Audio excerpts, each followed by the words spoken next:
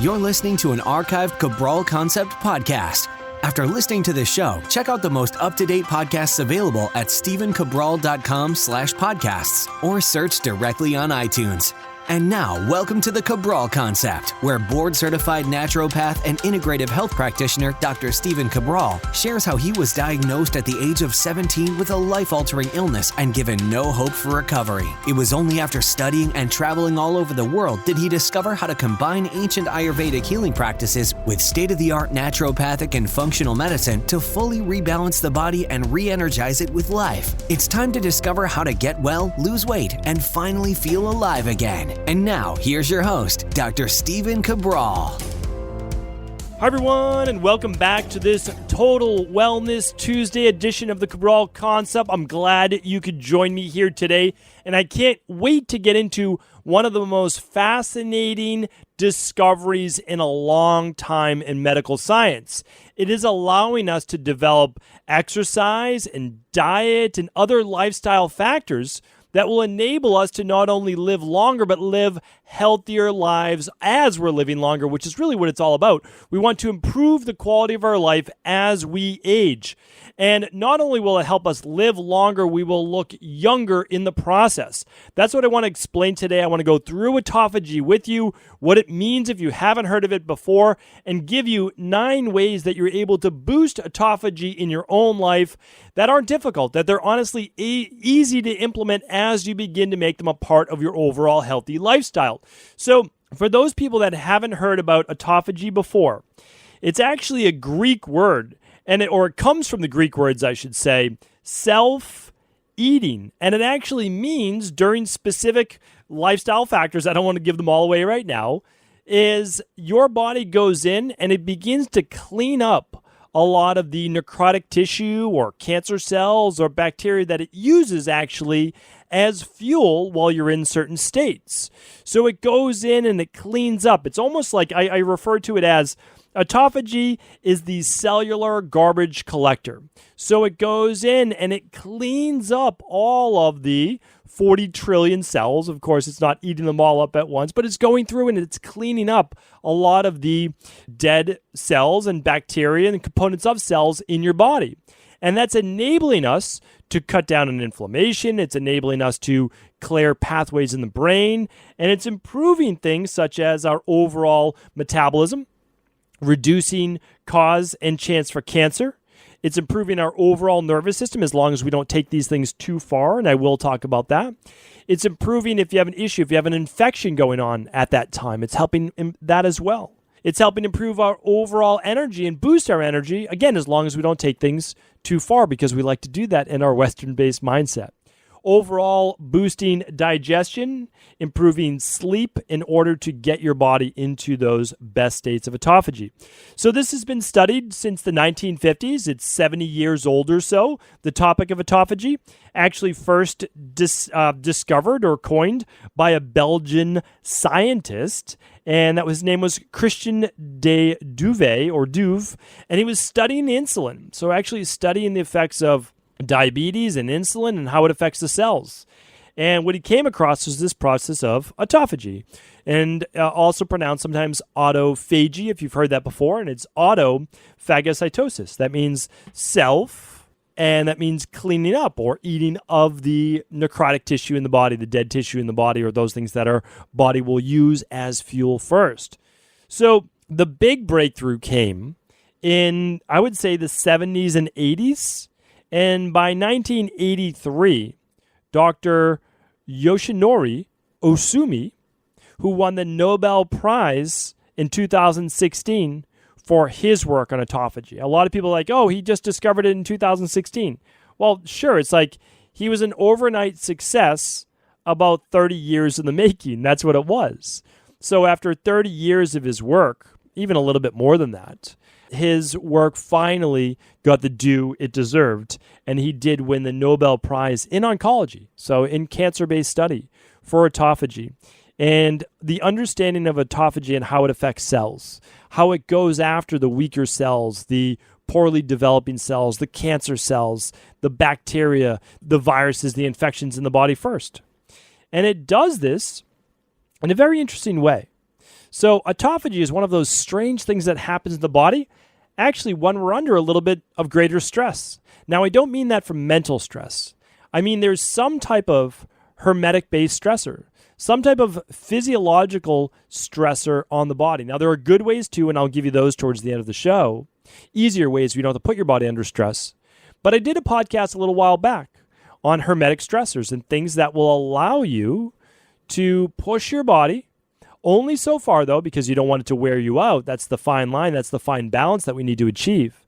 That will enable you, though, to take advantage of improving your overall brain, cardiovascular system, inflammation, energy, digestion, metabolism, you name it. Autophagy can help with that because in order for you to live a longer, healthier life, you need to be well, right? So you need to get rid of those things that are holding you back from living a long, healthy life. So we're going to go through 9 main ways.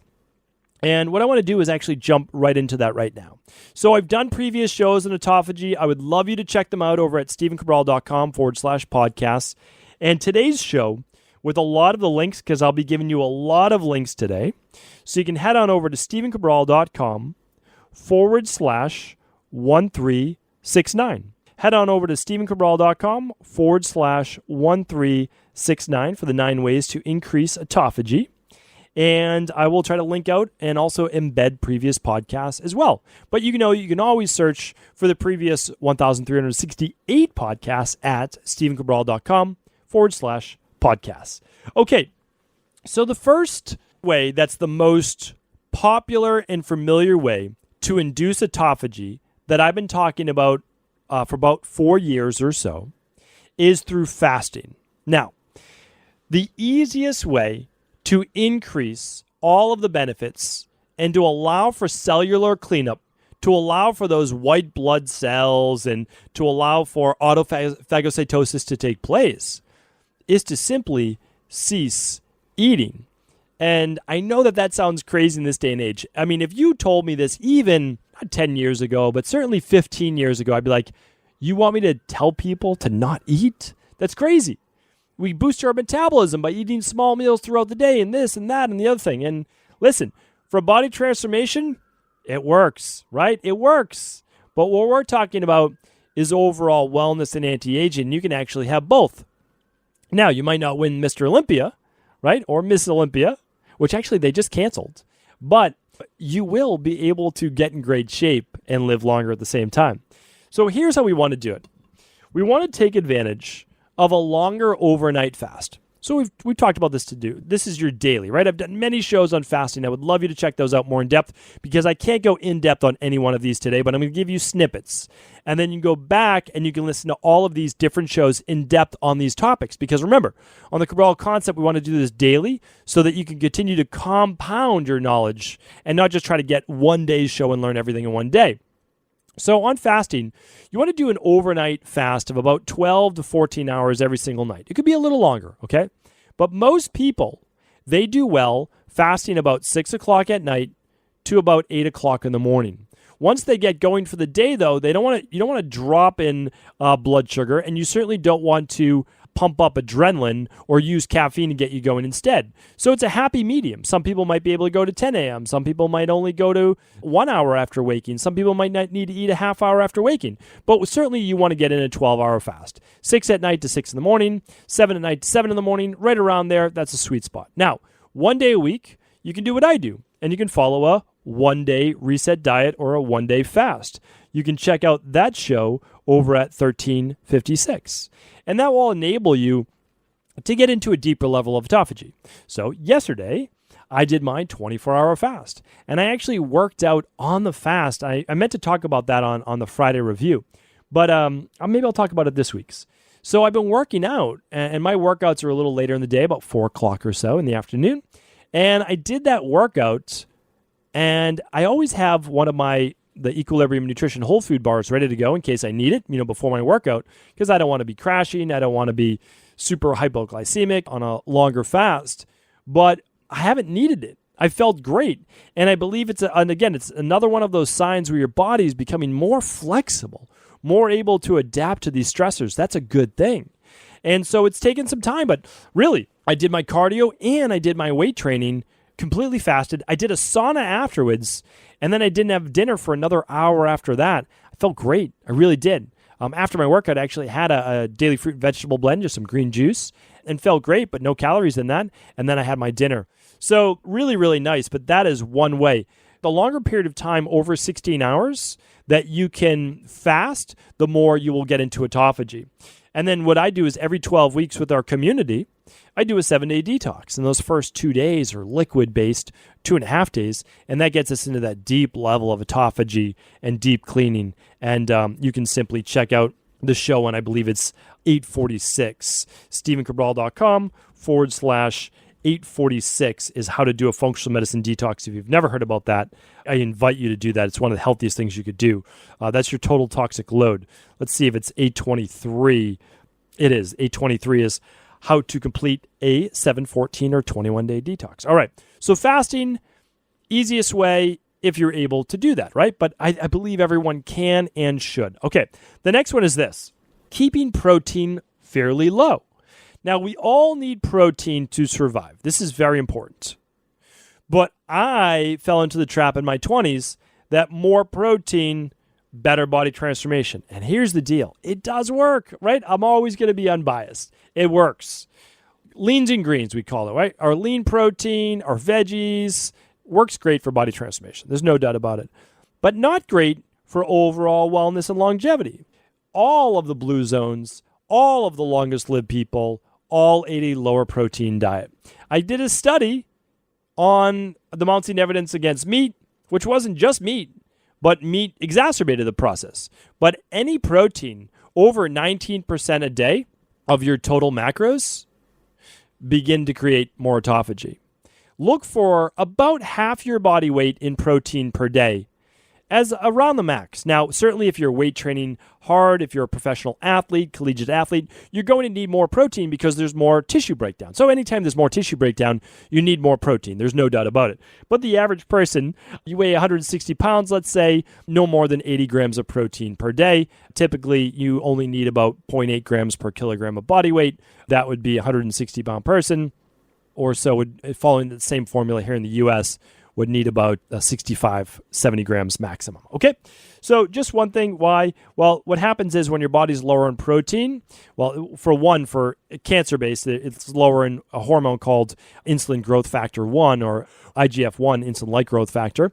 And also, when your body's a little lower in protein, it actually scavenges bacteria and other ways to get other weaker cells, cancer cells, another way to break things down to get amino acids. So your body, in all of its innate wisdom, will go after the necrotic tissue that your body shouldn't have there first. So it actually breaks them down and it uses those amino acids, which is what protein is made out of, amino acids, as fuel. Pretty brilliant. Your body already has this built in, right? Okay, the next one is sleep. Why does sleep matter? 2 reasons. Well, there's many, many reasons, but 2 main ones. 1, you need to get, absolutely crucial, 7 to 9 hours of sleep every single night. Less than that starts to dysregulate our circadian rhythm. We're more stressed. We might produce more adrenaline, produce more cortisol to get us through the day. But also, we're not balancing blood sugar as well. So we need to stop eating 3 hours or so before bed. We need to make sure that we're getting in bed enough time, 7 to 9 hours every night, that we wake up with our blood sugar under 95 if you're using a glucometer, ideally under 90.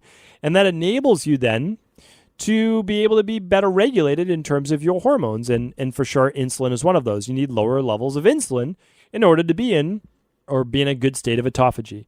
The other is this. If you're not producing enough melatonin, you don't create enough autophagy in the brain. And we're going to start to talk a little bit more of the brain as well a little later in the show. So with the brain, you need to understand that your body and brain, they are connected, but they're going to work a little bit differently. And getting enough sleep and producing enough melatonin actually helps to produce the immune cells, but it decreases inflammation in the brain, and it helps with BDNF, which I'm going to be talking about on a future show, and how that improves overall neurogenesis in the brain, decreases inflammation, cuts down on dementia, Alzheimer's, any type of neurological-based issues as well. So super important. We use liquid melatonin in our practice. We don't use it typically ongoing, but we do use it to get someone in a deep state of sleep. Really, really great without the grogginess. The next one is this, one of my favorites. I've been doing more of it lately, and that is sauna. And the reason why I'm doing a lot more of it lately is that we're moving into that cold weather. It's in the 50s here in Boston, and it's cold, especially if you're used to being, just a month or two ago in the higher 60s and 70s or so. So what I've been doing now is I want to increase overall core body temperature and make sure that my body's not in a cold state during the day. Well, a great way to do that is with sauna. And so I am using my gym sauna too much more frequently. And it's a Finnish style sauna, which means it's not an infrared sauna, but it's hot in there. It gets up. So every day it's above 180 degrees. It's between 180 and 185 degrees they have it set as. That's hot. I mean, I'm in there, and I did a podcast. If you want to check it out, you can just type in 19 minutes at stephencabral.com/podcast, and you'll see the study. But 19 minutes a day of a hot sauna above 160 degrees, this is a huge study, cut down on all-cause mortality by over 42%, I believe, and cardiovascular-based issues by around 63%. It's absolutely remarkable. And sauna helps with what's called the heat shock response. I'll be talking probably more about heat shock proteins in the future, but enables the body to go into what's called a repair mode. Your body's under physiological stress. What are we doing here? Why are we in a climate of 180 degrees? This is crazy, right? This is crazy. We need to go into repair mode. This is it's called a hermetic stress on the body. We need to go into a state of repair, and that's what it does. So as long as you don't overdo it, it's really, really nice for getting the body into autophagy. The same goes for high-intensity interval training or interval-based training in general. And I just spoke about that. Let me see if I can grab you the show real quick, because I know it was just last week or so. So this was on episode 1350. So it was either on 1350, 1357. These are Training Thursday shows. And 1364. I actually talked about it on 1364. That was it, 1364. So I've done many shows in interval training, though. But again, if you have myalgic encephalomyelitis, if you have chronic fatigue syndrome, if your body's in a weakened state, you can't overdo exercise. So you have to get the body a little healthier first. Again, follow my graduated exercise protocol, right? And again, you can learn this in the Integrative Health Practitioner Program. You can learn about it. This is all free on previous podcasts. Every day's podcast is completely free. Integrative Health Practitioner is a course, but you can also learn about it in the Rain Barrel Effect. So multiple ways that you can learn about this as well. But it just takes you through the process of building your body up, making it stronger, so that one day you might be able to do some intervals. But again, if you're doing interval training now, great. Just don't overdo it, because it also can burn out the body. Remember, all of these things, fasting, sleep, sauna, high-intensity interval training, they can all be overdone, right? They can all be overdone. So what you want to do is make sure that you do enough that gets your body into a healing state, but you don't overdo it where you become more catabolic and you start to show all the signs of actually breaking down and aging faster. And I did a show that I would love you to listen to on catabolism. And it really talked about, because again, in the United States, we just do things to such a high level, and it just crushes our bodies. And I believe, let me see. I want to see, yes, it's right here, 1279. I would love you to check out the show, because we're talking about a fine balance now. So you always want to look at both sides of the equation. So after today's show, you might want to check out episode 1279. 7 Signs You Become Too Catabolic, 1279. That was the name of that show. And I believe that will really help you with deciding on what the best balance is for you. Okay, so the next one is this. It's acupuncture. There's actually multiple studies now that show that acupuncture can help you to better improve autophagy. And it's believed it's because it is opening up energy-based pathways that we're just starting to begin to understand, and allow for more of that healing process to take place. Shift the body more from a sympathetic nervous system to a parasympathetic nervous system state. It's really nice being able to lie on a table and have someone do either acupressure or acupuncture that can enable that as well. So really, really nice. And again, all of these you can check out for more information. Number 7 is foods. What foods could I give you today? Just a handful. That's it, just a handful. That will best enable you to boost the body's autophagy-based properties. The first one is broccoli. I've been talking about broccoli all the time, right? I talked about broccoli on the last Friday review. So if you didn't hear that episode, check that out. That was episode 1365, where I talked about broccoli greens. Not a lot of people have heard about broccoli, but what about broccoli greens? You can check those out. So the high amount of sulforaphane helps, yes, with autophagy, but also another one, coconut oil. And I talk about me sometimes adding some coconut cream to my smoothie in the morning, right? And that's something that I enjoy doing. Helps produce your own, well, it's bringing in an exogenous ketone into the body, which is very nice as well, but also provides you with some medium-chain triglycerides for fuel. Olive oil, I talked about that. Check that out on episode 1365 on broccoli greens as well, and how to use that from an old Italian perspective of how to use that with your meals. And olive oil, really powerful properties. Olive oil is my go-to number one fat. It's a monounsaturated fat, and it contains a polyphenol called oleuropein. I believe it's pronounced oleuropein. It's O-L-U-E. No, it's O-L-E-U-R-O-P-E-I-N. I believe that's how it's spelt if you want to look it up. Oleuropein. It's a polyphenol that also helps induce autophagy, but it helps with brain-based repair. So it helps reduce cognitive impairment. I talked about it. It's one of those things that improves neurogenesis, brain-based development. And the nice thing is that this can happen at any age, right? So include more olive oil in your diet. And of course, berries. That's why your diet cannot be devoid of fruit, right? You might do a 3-week protocol where you're removing a lot of those carbs, but afterwards you have to get the fruit back in. And berries is a great place to start. Blueberries, blackberries, some dark cherries, some raspberries, all of these things are amazing for autophagy and getting a lot of those same polyphenols like anthocyanin and others into your body.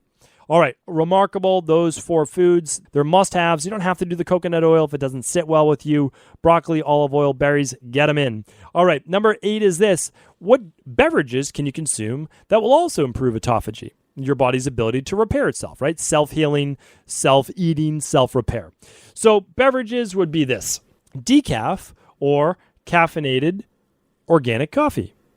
Interesting, right? Why? More polyphenols, more antioxidants that have been proven to help with this process. But also, believe it or not, a little bit of that caffeine. It's not just the caffeine. I shouldn't say that, because the antioxidants and the polyphenols in both regular or decaf, because you don't have to have caffeinated coffee, both helped with brain-based repair and autophagy in the brain. Other thing that's helped with brain-based autophagy, and I did name a few of these on episode 1355, it's the foods to boost your brain and the factors that boost the brain, was this: green tea, talked about that, matcha tea, cinnamon tea, ginger tea, or turmeric tea. All of those really nice nightcaps after dinner. Green tea I would probably have earlier in the day, but cinnamon tea, ginger tea, curcumin, or turmeric tea, fantastic to have before bed. All right, and now what are these supplements that can help boost autophagy? Well, you're going to hear me talk a lot more about these 3 in the future. We're developing the premier, not kind of good, but the premier anti-aging nutritional supplement in the world. It is going through a lot of tests with us right now and a lot of research. We've been developing this now for over 12 months. You've never heard me talk about it. I'm talking about it now. We are going to be including the very best and proven anti-aging based nutritional supplements. One of them is a extract of B3 or B3 down the line, or niacin, nicotinamide, but it's going to include something called nicotinamide riboside. And it's going to also contain something called resveratrol and or something called pterostilbene. And pterostilbene is also an antioxidant. We get a lot of these from the skins of grapes or antioxidants with that. Very, very powerful for inducing autophagy, working with the natural sirtuins in your body, and mitochondria.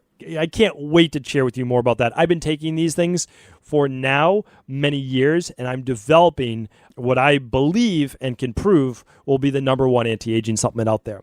All right, other things that help, though, I can share with you right now. Rhodiola. So rhodiola, and I believe we can include ashwagandha with that as well. That's in a product we have called Adrenal Soothe or Adrenal Energy Support. CBD is another one. Vitamin D and K2. You know I'm a huge proponent of vitamin D, especially in the winter. Our daily nutritional support shake has the vitamin K2 as well as our daily activated multi that you combine with your vitamin D, so you don't need to take extra vitamin K. Siberian ginseng. We have a product coming out in just about a month or two that will help with metabolism. That includes a form of Siberian red ginseng that's absolutely fantastic. And it's Korean red ginseng. Probiotics are another. And finally, omega-3s. So all of those are also been proven to help improve autophagy, which means that's going to help improve your cellular detoxification, your cellular repair, and it will work on helping boost your metabolism, decrease brain-based inflammation, help with cancer, help with the nervous system, help with infections, help with overall energy, help with overall digestion. So getting your body into a deeper state of autophagy is, in my opinion, one of the most important things you can do.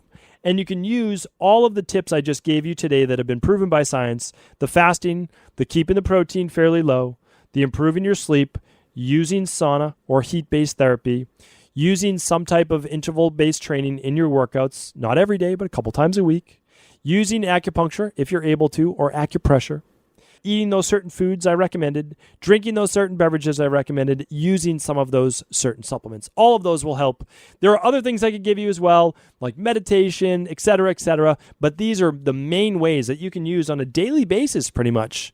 And again, you don't need to exercise every day. You don't need to use sauna every day, but you can use these things on a weekly, monthly basis to maximize your body's ability to heal itself. And that's what it's all about. Remember, your body's it has everything it needs to heal.